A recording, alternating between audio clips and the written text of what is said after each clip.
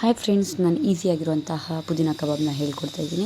ಸ್ವಲ್ಪ ಪಾತ್ರೆಗೆ ಅರಿಶಿನ, ಧನಿಯಾ ಪೌಡ್ರು, ಪೆಪ್ಪರ್ ಪೌಡರ್ ಮತ್ತು ಕಾರ್ನ್ಫ್ಲೋರ್ 2 ಸ್ಪೂನು ಮತ್ತು ಉಪ್ಪು ರುಚಿಗೆ ತಕ್ಕಷ್ಟು ಹಾಕ್ಕೋಬೇಕು.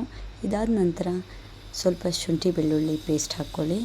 ಇದಾದಮೇಲೆ ಸ್ವಲ್ಪ ಫುಡ್ ಕಲರ್ ಹಾಕ್ಕೊಳ್ಳಿ. ಇದು ಆಪ್ಷನಲ್ಲು, ನಿಮ್ಗೆ ಇಷ್ಟ ಇದ್ದರೆ ಹಾಕ್ಕೋಬೋದು. ನಾನಿಲ್ಲಿ ಗ್ರೀನ್ ಕಲರ್ನ ಯೂಸ್ ಮಾಡ್ತಾಯಿದ್ದೀನಿ. ಆಮೇಲೆ ಸ್ವಲ್ಪ ಎಳ್ಳು, ಕೊತ್ತಂಬರಿ ಸೊಪ್ಪು, ಮೊಸರು ಮತ್ತು ನಿಂಬೆಹಣ್ಣಿನ ರಸ ಹಾಕ್ಕೊಳ್ತಾಯಿದ್ದೀನಿ. ಆಮೇಲೆ ನಾನಿಲ್ಲಿ ಕಿಂಗ್ಸ್ ಅವರ ಪುದೀನ ಕಬಾಬ್ ಪೌಡ್ರನ್ನ ಯೂಸ್ ಮಾಡ್ತಾಯಿದ್ದೀನಿ. ಇದು ತುಂಬಾ ಟೇಸ್ಟಿಯಾಗಿರುತ್ತೆ ಈ ಕಬಾಬ್ ಪೌಡರು. ಆಮೇಲೆ ಗ್ರೀನ್ ಕಲರಲ್ಲಿ ಇರುತ್ತೆ. ಆಮೇಲೆ ಚೆನ್ನಾಗಿ ಮಿಕ್ಸ್ ಮಾಡ್ಕೊಂಡಾದಮೇಲೆ ಇದಕ್ಕೊಂದು 2 ಟೇಬಲ್ ಸ್ಪೂನ್ ಎಣ್ಣೆನ ಹಾಕಿ, ಆಮೇಲೆ ನಾನಿಲ್ಲಿ ನೋಡ್ತಾ ಇರ್ಬೋದು ಯಾವುದೇ ತರಹದ ನೀರನ್ನು ಸೇರಿಸಿಲ್ಲ. ಜಸ್ಟ್ ಎಣ್ಣೆ ಸ್ವಲ್ಪ ಹಾಕ್ಕೊಂಡಿದ್ದೀನಿ ಅಷ್ಟೇ. ಚೆನ್ನಾಗಿ ಮಿಕ್ಸ್ ಮಾಡಿ ಆದಮೇಲೆ ಅರ್ಧ kg ಅಷ್ಟು ಆಗುವಂತಹ ಚಿಕನನ್ನು ಹಾಕ್ಕೊಳ್ಳಿ. ಚಿಕನ್ ಹಾಕ್ಕೊಂಡಾದ್ಮೇಲೆ ಚೆನ್ನಾಗಿ ಕ್ಲೀನಾಗಿ ಮಿಕ್ಸ್ ಮಾಡಿ, ಅದಾದಮೇಲೆ ಒಂದು 30 ಮಿನಿಟ್ಸ್ವರೆಗೂ ಮ್ಯಾರಿನೇಟ್ ಆಗೋದಕ್ಕೋಸ್ಕರ ಇಡಿ.